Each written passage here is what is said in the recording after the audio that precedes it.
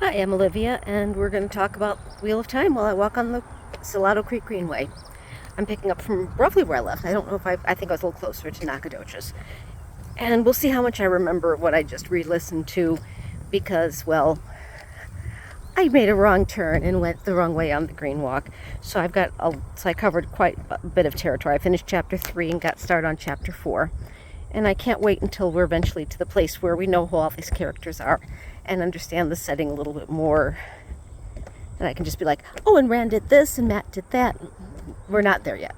So we're still setting things up. Sorry about that. I tripped a little. So Rand and Matt and Perrin are listening to Padan Fain, the Gleeman, talk about I'm going to look that way for a minute. There's no people coming. About the events going on in the outside world, the wars and false dragons and things. And the village council, which is the mayor and some of the other men of the town, take Fain aside to talk about something. And they, Matt and Brandon Perrin, talk about what they think they know about the stuff that Fain was talking about. Oh, I hope you can see what's going on. Yeah, there you go. I can't see my screen because it's too bright out here. So hopefully you guys can see. So they talk about what they think they know about the sorts of things that Fain was talking about. And Matt tells them that a merchant's guard that came to the Two Rivers one time, came to Emmons Field one time, told him once that the dragon is going to return at humanity's darkest hour to save the world. And they get talking about what they believe, their understanding of the world about Aes Sedai, who broke the world. The dragon started it, but the Aes Sedai finished it. And that I'm getting winded.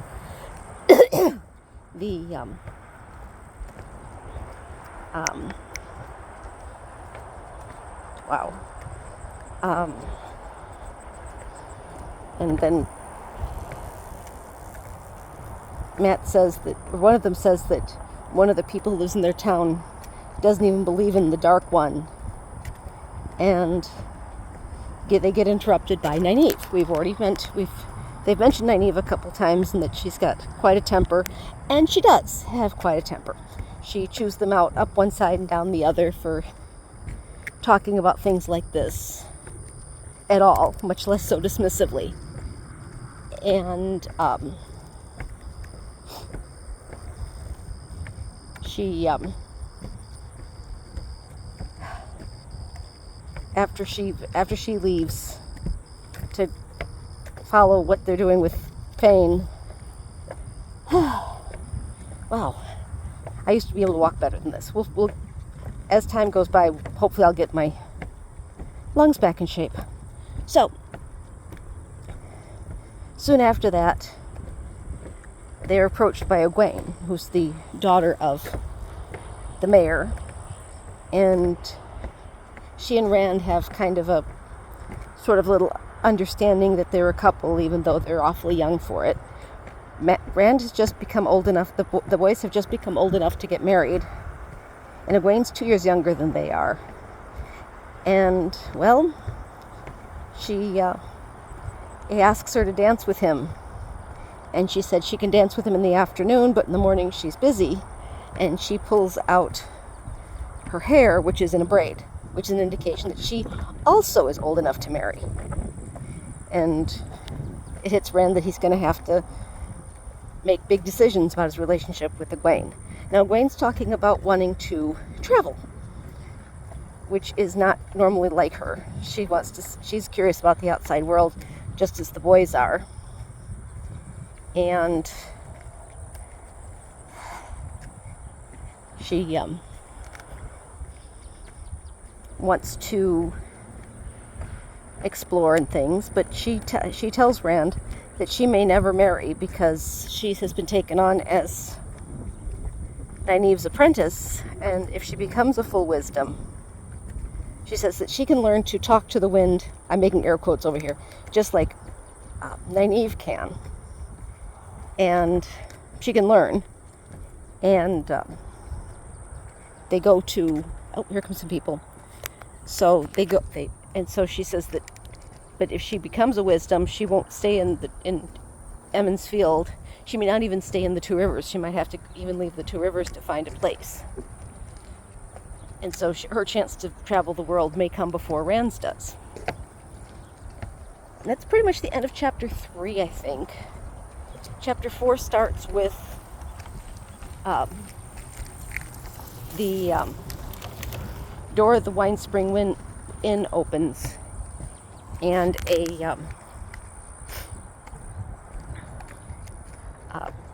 man in a cloak covered with patches comes out, and it turns out that he is the gleeman that was ordered, and he came down to get a little bit of something to eat. And remember how the village council had taken Padan Fain aside to talk to him about something going on in the outside world.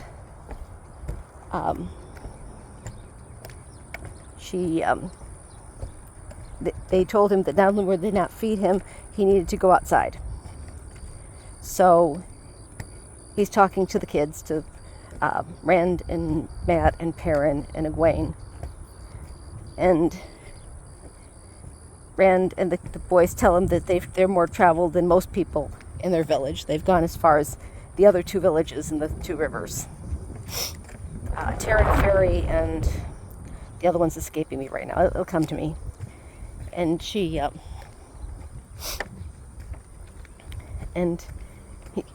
like, kind of scoffing because, they haven't been anywhere yet. Oops. But they haven't gone, well, I mean, it's a 14-book fantasy series. You know they're going to leave. Anyway, so so he then tells them what wonderful stories he can tell them about famous people and big tales and things like that, while juggling balls. And Egwene says that she'd like to hear some stories about Len, who traveled to the moon in the belly of an eagle of fire, and his daughter Salia, who walked among the stars. Oh, he wants to tell them stories of Anla, the wise counselor. And he says those are very, very old tales indeed. And, well, I mean, I don't suppose it's too big of a spoiler, because it doesn't come up again, that of course these are the stories of John Glenn, Sally Ride, and Anne Landers, in order.